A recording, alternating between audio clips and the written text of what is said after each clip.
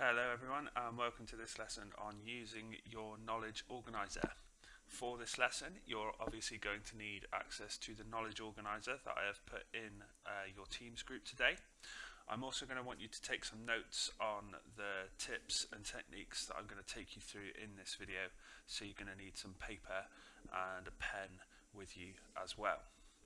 Our objective today is just to start recapping and understanding how we can use our knowledge organisers, how we can learn from them, so that we can make the most of these valuable revision resources, as well as just having a little recap of study skills in general, making sure that you are learning as effectively as possible as it comes towards your testing week, the week where you're going to receive at least a small assessment in all of your subjects. So this is useful for all of your topics and subjects and not just English.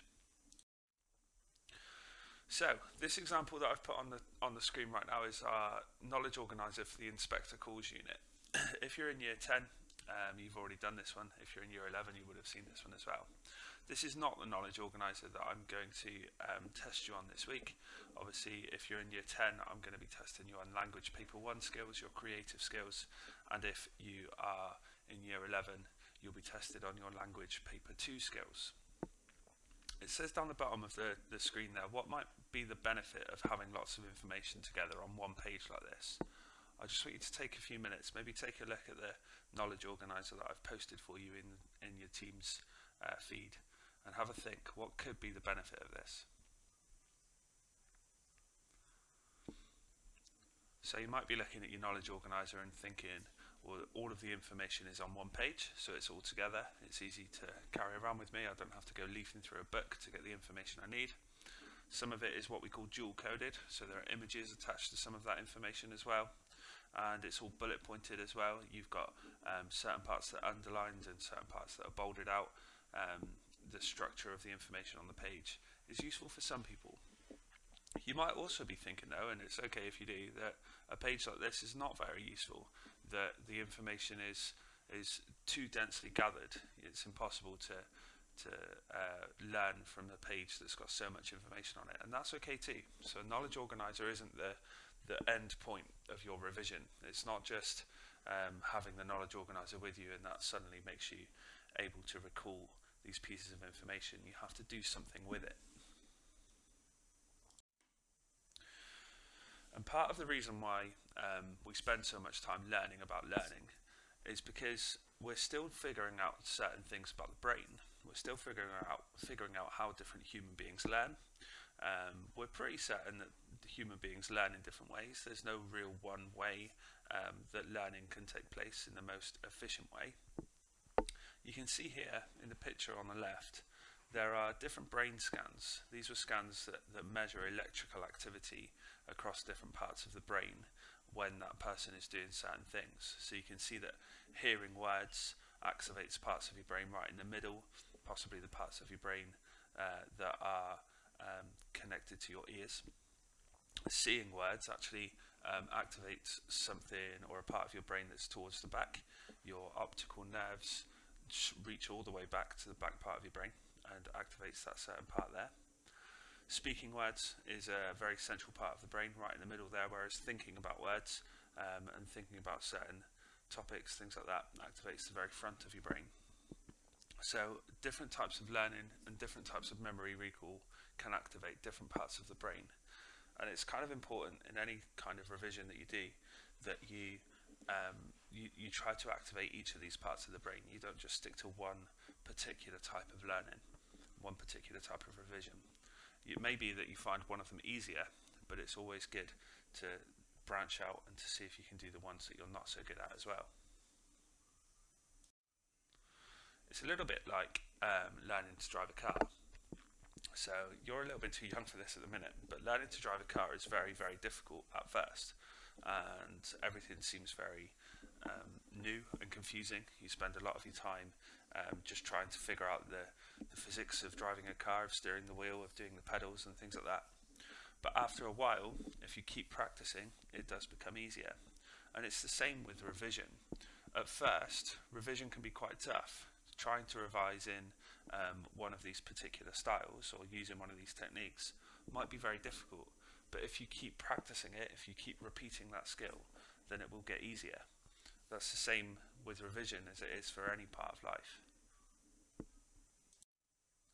So, I'm going to go through with you 6 different steps that you could use in order to get better at revision, to make sure that your revision is as effective as it can be. The first one here is nice and easy. Now, this is a step that, from my experience, a lot of pupils seem to stop at. They gather their notes, whether it's in your exercise book or when you've been learning from home, maybe you've got a Word document set up, a OneNote document, anything like that. They gather their notes and they highlight the important information and they think that's it. But that's just step 1 of the journey. So getting your notes together, whether that's on the Knowledge Organiser or whether it's your own handwritten notes, that's only the start of the journey. So step 1 is highlighting your information, picking out the key bits, picking out things that you think are going to be important. Then, the next few steps, starting with step 2 here, are essentially about turning that information into something else. You can see here that the kid on the left has turned certain ideas, certain keywords from his learning into images. Now that is a way of transferring information from one type, which is words, into another type, which is images. Now that's going to help you to recall that information. It's going to help you to remember it because you're using different parts of your brain to transfer from words into images. So you could do that during your lesson time. If you're making notes during lesson, you could make some of your notes using symbols. But if you've followed step 1 and you've highlighted key information on your Knowledge Organiser, or you've highlighted key information on your notes that you've made, then you can start doing that. You can start picking out some of those key ideas and turning them into symbols. These symbols don't need to make sense to anyone other than you. These are your symbols. So if you come back to these symbols and go, oh, what did I mean there? Why did I make that image? Then that's part of your revising. That's part of you trying to recall this key information. Step 3 is mind maps. Now everyone, not everyone, but most people that I speak to when I talk about mind maps say, oh, but mind maps, I don't like mind maps. Mind maps take too much time and they get really messy. And I prefer doing things in a bullet point list. Yes, everyone does. Everyone would prefer just to easily list everything that they need to know for a test. But like I said to you at the start, this is a bit like driving a car. You have to get better. You have to keep repeating the skills that you need to use in order to revise, and you will get better at them. So if you're not very good at mind maps and you don't like doing them at the minute, then keep practicing them and they will get easier. I'm telling you that step 3, mind map and visual stimulus, is one of the most effective ways to revise. Okay, so you'd be silly not to at least have a go at it. So this is what a mind map looks like. You take a topic, let's say you take the topic of punctuation in a question 5 response, something that both my year 10 and year 11 classes have spent quite a lot of time on recently. You'd put punctuation in the middle of a page, and then around it you might branch off maybe 4 or 5 times and include each of the different punctuation marks that we've learnt, maybe an example, maybe the symbol for that punctuation mark, and a little note on how to use it. Those kind of mind maps might get more complicated depending on your topic. If you were revising Macbeth at the moment, you might put Macbeth in the middle in a little cloud, and then around it could be all of the other characters from Macbeth. But mind mapping allows you to make certain choices about the information that you're getting down on the page. Rather than just bullet pointing in a list and not having to think about the position of everything, you've got to think about where you want to place each element of your mind map. That means you can start making connections between parts of the mind map. You could put things that are similar quite close together. That's you recalling that information, it's turning it into something else again.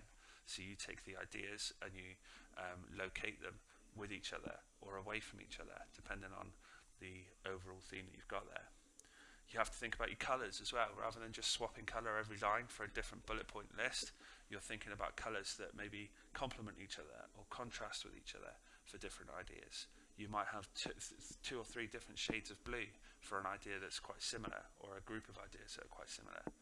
So using a mind map is a really decent way of revising, and that's why it's on that list instead of bullet points. Here's another example using a little bit of dual coding. So this pupil has taken some of their ideas and turned them into images. You'll also notice here that the main lines coming from the center of the mind map are quite thick, and that's another way. They look kind of like tree branches, so you've got the trunk of the tree in the center and then coming off to the smaller branches as you get further out. If these branches were to get even larger, for example, if we take the blue one, creativity, down to ideas, the branches from ideas might get even thinner again as you go into specific ideas. So you might want to look at the thickness of the lines that you use at each part of your mind map as well. Here's an example of what I would say not to do. So this might look like a mind map. You've got Sonnet 29 in the middle here. You've got a little bit of a note on form and structure in the middle that you can see. And around the outside, this pupil has clearly tried to break down each of the meanings of the lines in Sonnet 29 down to a little image. But this doesn't really allow you to group the information as well as you could. It doesn't allow you to sort of spread it out and change anything and group anything together. So I'm not sure that a circular structure like this would really work. But it's something to keep in mind if you're going to revise one of the poems individually for the Power and Conflict anthology, anything like that. Here's another bad example. Now loads of you, I know from experience, love to write like this. You love to get too much information on the page, you love to fill up your page full of information.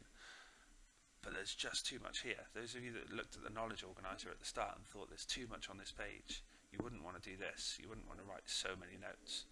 So in addition to locating your information on the page and choosing your colours, choosing your images, things like that, you also need to think about the amount of words you're using to describe or to explain each of your ideas.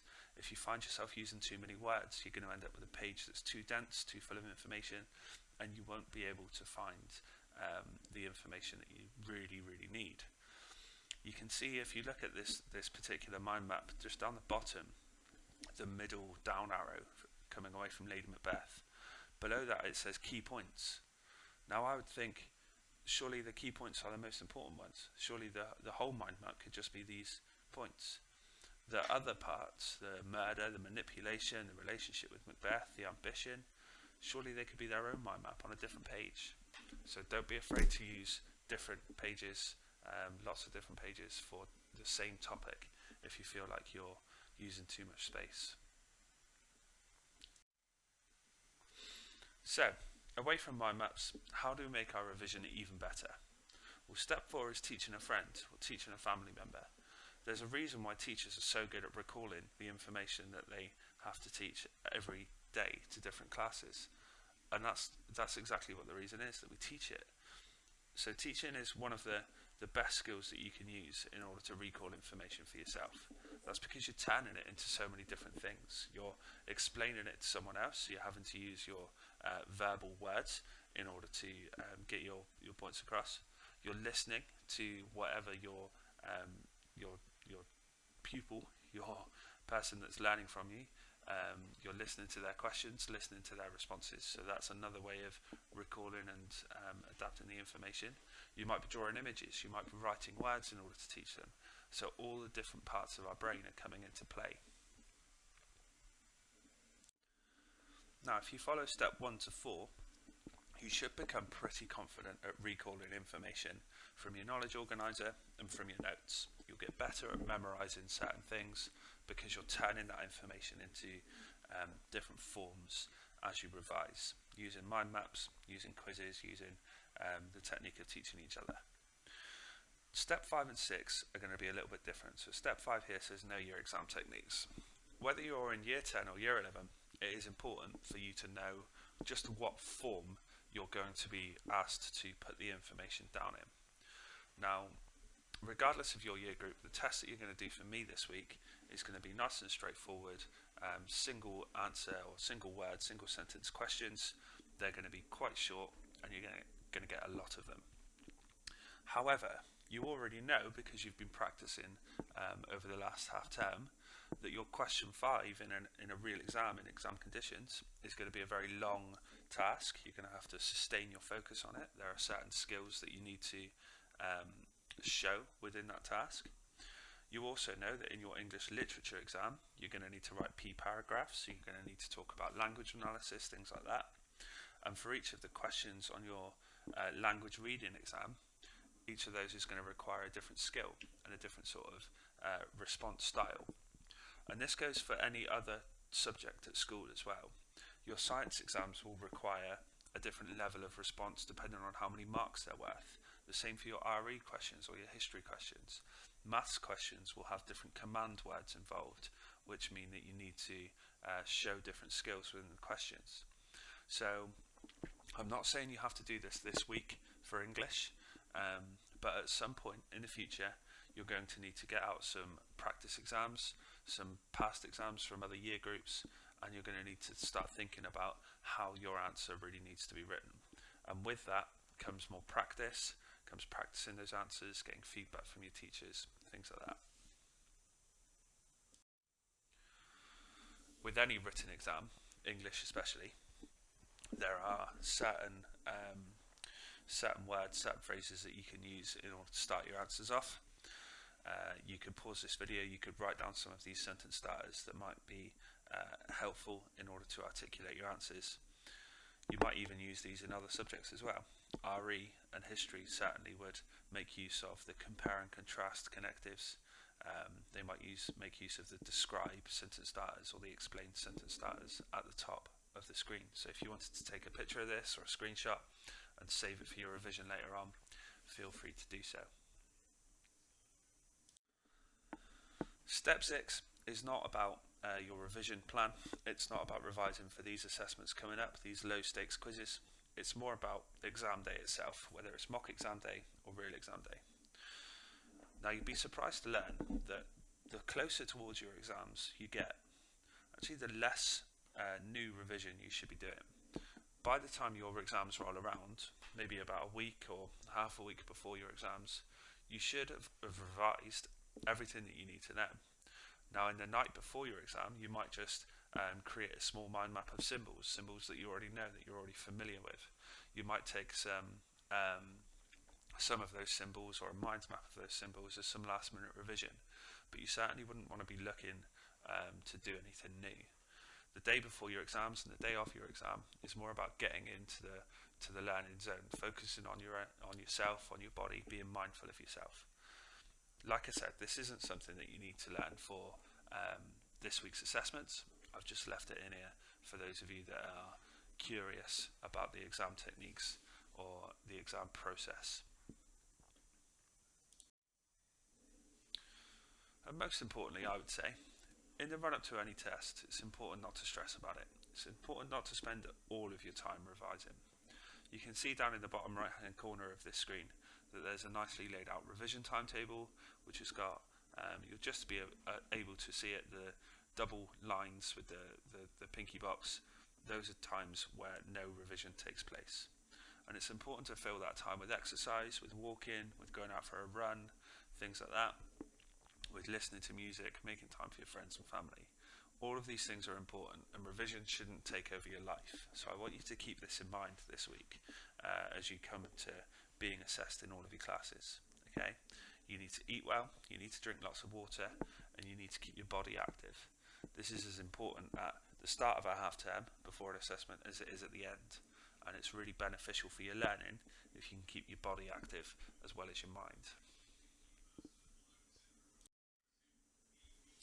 So just one more recap slide from me before I set you your task and let you get on with it today. This learning pyramid is a really useful visual aid that tells you several different things. Now there are educational psychologists out there that say that this learning pyramid isn't quite accurate, that the percentages on it especially aren't quite how they should be, but for the purposes of our lesson today, we can simply take from this pyramid that different types of learning allow us to recall and remember information at different rates. Now we know that step 1 on our list of 1 to 6 is simply highlighting information, and that's okay, but it's probably only going to be at the top of our pyramid. It's only going to make us allow us to revise, recall 10, maybe 20% of what we've actually put in front of ourselves. Whereas down the bottom of the pyramid, the nice fat blocks down the bottom, practicing, writing down example answers like we saw in step 5, or teaching other people especially, are going to be really effective ways of revising. So I want you to keep this kind of pyramid in mind as you revise. Where do you think, or where do you feel that your favourite type of revision is going to fall on this pyramid? So here's what I want you to do today. You can pause this video on this slide in a second. I'm just going to go through each of your tasks. First and foremost, I want you to get that knowledge organiser out, the one that I've posted in the group today, and I want you to learn from it. I want you to look at it, I want you to read it, highlight key information, make notes on it, make mind maps on it. Okay, then you've got these 4 tasks here. So the first one is cover and learn, a task that you've been practicing since primary school, reading the information on the boxes on the Knowledge Organiser, covering it up, seeing if you can remember as much as you can. Mind mapping, you could spend some more time and some different colours today, things like that. Mind mapping some of the key information, dual coding, creating images, thinking about the placement of your information as you go along. You could create a 10-question quiz. You could create some flashcards with quiz questions on today and get someone to test you on those. Or finally, you could reverse the quiz. You could take your 10 quiz questions and you could teach someone else to remember and recall the answers. That way you're not only teaching them and helping them out, but you're helping yourself to revise as well. So feel free to pause the video on this slide. There is one more slide for you in a second, but pause it here and pick a task. So like I've said to you, in your next lesson for me, you will be completing your knowledge check. This is based on all of the learning we've done since the start of January. You're going to do this freestyle. You're not going to have access to any of your notes or your knowledge organiser, and it's a really good opportunity for you to see how far you've come in the last half term, what you've learned, what you haven't learned, and where we need to go from here. Thank you, boys and girls. Have a very good day.